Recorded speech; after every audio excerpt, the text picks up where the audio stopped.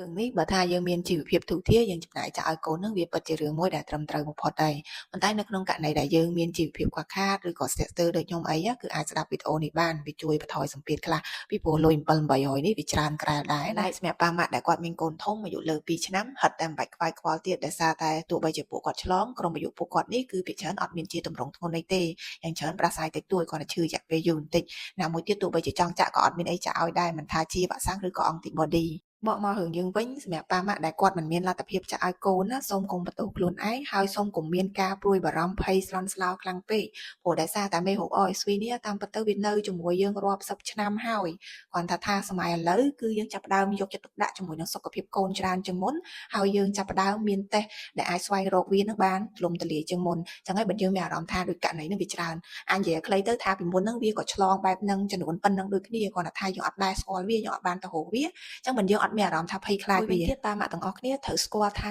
RSV នេះគឺជាមេរោគ virus ដែលវាចម្លងទៅតាមរដូវកាលចឹងបានន័យថាតែផុត season ដែលវាកំពុងតែឆ្លងខ្លាំងនឹងបានគឺកូនប៉ាម៉ាក់ទាំងអស់គ្នាឡើងទៅមានហានិភ័យឯងដូច្នេះបើយើងមិនបានចាក់ថ្នាំការពារនឹងឲ្យកូនក៏យើងនៅតែមានលទ្ធភាពការពារកូនខ្លួនឯងនឹងពីមេរោគ RSV នេះបានដែរដោយសារតែវាជាមេរោគឆ្លងចឹងយើងអាចបង្ការបានតាមរយៈវិធានការអនាម័យទូទៅដូចជំនាន់ការ COVID-19 អញ្ចឹងហើយចុងក្រោយគេគឺកត្តាអាយុនឹងហើយដោយប៉ាម៉ាក់ទាំងអស់គ្នាបានដឹងចឹងថាតើកូនទូចអាយុក្រោម2ឆ្នាំទៅមានហានិភ័យខ្ពស់ឆ្លង RSV ប្រភេទធ្ងន់ហ្នឹងចឹងសំណួរសួរថាកូនយើងដែលអាយុទូចប៉ុណ្ណឹងតើមានហេតុផលអីដែលយើងត្រូវទៅស្និទ្ធស្នាលជ្រុលជាមួយគាត់ទៅថើបថ្មទៅថើបមាត់ថើបតែបាតជើងហ្នឹងយកមិនអស់ហើយណាមួយទៀតអត់មានហេតុផលអីត្រូវយកកូនទៅកន្លែងដែលមានមនុស្សណែនតាន់តាប់ហ្នឹងទេកុំថាឡើយរឿង RSV ចុះនៅមេរោគផ្សេងទៀតដែលវាអត់កំពុងតែ trending ដូច RSV នោះណាហើយចុងក្រោយគាត់ចង់ផ្ដាំថាបើមិនបានចាក់ក៏ហីចុះរដូវកាល RSV មួយឆ្នាំមានតែម្ដងនឹងឯងចឹងបើសិនជាយើងបានថែទាំកូនចិត្តដិតផុតរដូវកាលវាគឺឆ្លងផុតហើយអាចនិយាយបានថាបើសោយបំផុតនៅក្នុងមួយជីវិតក្រោម2ឆ្នាំហ្នឹងគាត់អាចប្រឈមមុខជាមួយនឹងរដូវកាល RSV ហ្នឹងតែ2ដងទេ